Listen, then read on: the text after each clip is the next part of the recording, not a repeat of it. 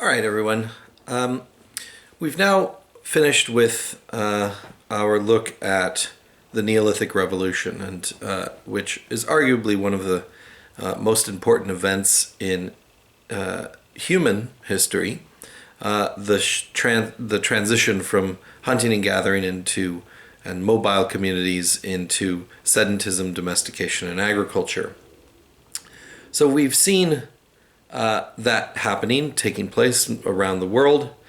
But it's now time to talk about some of the social impacts that took place when we see people making a shift from one form of economy into another form of economy. How do you survive in this world? How do you get what you need to eat and drink and live? Along with that comes organizational principles. And we saw in chapter 2 especially some of the ways that archaeologists think anthropologically about the past. What we're going to do in this chapter is actually look at sort of the period between two of Gordon Child's major revolutions, as they called them, the Neolithic or agricultural revolution and the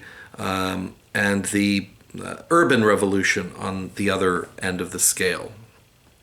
Gordon Child thought essentially that the Middle East was where he found all of the origin of all of these things, and it diffused from there. Once it was invented one time, the Neolithic agriculture was invented in the Middle East once, and then the whole rest of the world got it eventually. And the same thing goes for cities. He saw the first cities emerging in Mesopotamia, and then the whole rest of the world got it. We now know that there was multiple inventions of this from different origin points at different times. And Gordon Child's diffusion idea is not the complete picture. There is diffusion. We saw that in terms of the Neolithic agriculture spreading into Europe, for instance. But we also know that China invented their own agriculture, and so did Mesoamerica, and so did many other places. Same thing goes for the development of complexity, social complexity. So once for 90,000 years, humans lived in small-scale hunting-gathering bands. And there was sort of, you adapted to your own local circumstances, but you didn't have large communities and you didn't have complex organizations. That started to change once you settle down and create a home for yourself and you start to manage your food production. We will talk a little bit about some of the theory about how this took place. But what we're really looking at is at the time between these two major transitions, where you have mobile hunting-gathering bands becoming sedentary farmers and herders, and then what happens in between that time and when you have cities and states and even empires. What is this process of increasing social complexity, that you have a buildup of more and more complex social concepts taking place? And how do you observe that archaeologically? The learning objectives that are listed on the PowerPoint are a little bit incomplete because I want to start off by talking a little bit about the theory. But the learning objectives do go over some of the instances that I'd like you to learn about where we can look at this process of the increasing social complexity. So the rise of complex societies before the state appears.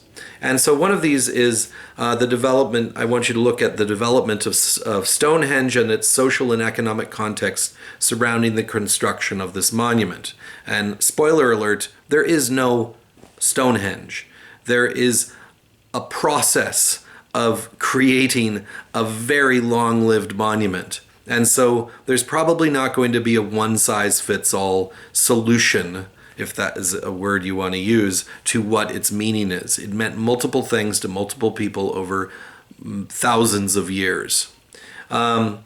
But again, we've talked a little bit, and especially my talk at Brown University that I've made available to you, I talk about places of congregation that were special places in the landscape that helped human communities to negotiate this changing social situation and economic situation.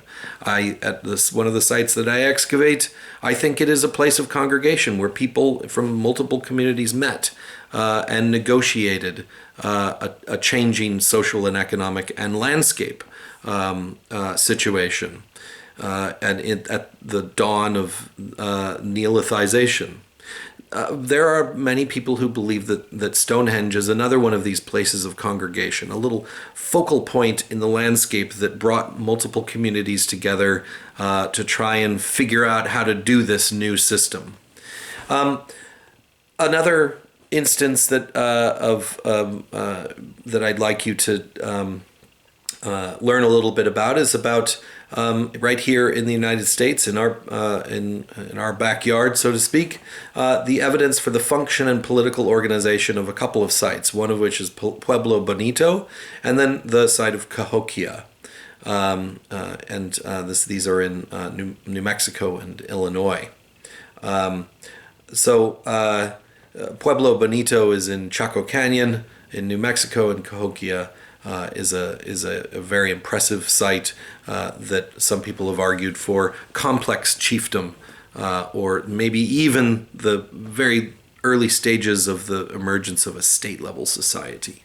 And then finally, to look at the current theories of the organization of society of Great Zimbabwe in Africa. So this is another instance of the emergence of a complex social organization, indigenous, but with in a sort of a secondary context where they had access to the idea of a state in other locations, but they were emerging in their own context as well. So those are some of the learning objectives, but I'm going to come back in just a moment and we're going to talk a little bit about the theory of emerging social complexity, and then we'll get into this evidence. See you then.